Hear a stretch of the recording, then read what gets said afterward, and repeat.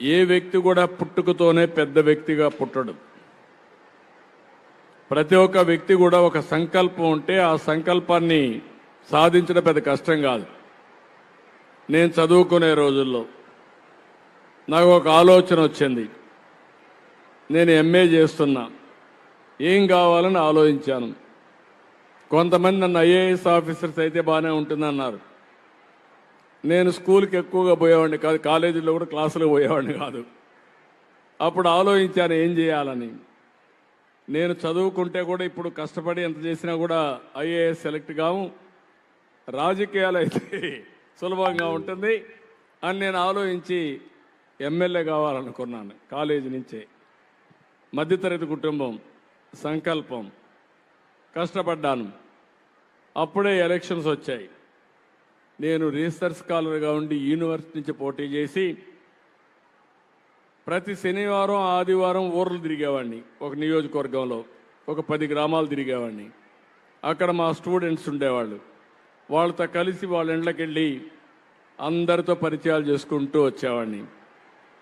కరెక్ట్గా 3 ఏళ్లలో ఎన్నికలు వచ్చాయి. 3 ఏళ్లలో ఎమ్మెల్యే అయ్యాను. మళ్ళీ మంత్రి కావాలనే సంకల్పంతో పనిచేశాను. 2 ఏళ్లలో మంత్రి అయ్యాను. తర్వాత మా మామగారితో పరిచయం అయింది.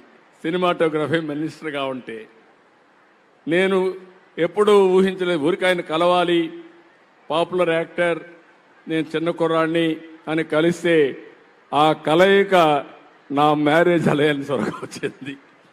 మీ కెన్ ఇమాజిన్, ఒక అడుగు మీరు ముందుకేస్తే ఇంకొక అడుగు కలిసి వస్తుంది. అట్లా నేను ఆలోచించింది ఆ రోజు. నేను ఒక ఎమ్మెల్యే కావాలి, ఒక మంత్రి కావాలి, అయితే 10 మంది ఐఏఎస్ ఆఫీసర్లను కంట్రోల్ చేయించారుకుంటే సూర్యకుమార్ ఇక్కడే ఉంది ఐఏఎస్ ఆఫీసర్. వాళ్ళందరూ ఇప్పుడు కొన్ని 100 మంది పనిచేసే పరిస్థితికి వచ్చారు ఒక ముఖ్యమంత్రిగా. మీలో కూడా ఒక సంకల్పం అనేది ఉంటే సాధ్యం. నేను అందుకనే ఈరోజు ఏం చేస్తున్నా అంటే, రతన్ టాటాను చూశారు మీరు. రతన్ టాటా టాటా కంపెనీకి చైర్మన్ అయ్యాడు. అయిన తర్వాత ఆయన అంచెలంచెలుగా ఆ కంపెనీని ఉన్నత స్థాయికి తీసుకెళ్ళాడు, ఆకాశాన్ని తీసుకెళ్ళాడు. ఒకే వ్యక్తి, ఒకే పాలసీ, బ్రహ్మాండంగా పనిచేయగలిగాడు. ఈరోజు మీరు చూడండి, సమాజంలో మీకు తెలిసిన వ్యక్తులు కూడా జీవితంలోనే పైకొచ్చారు.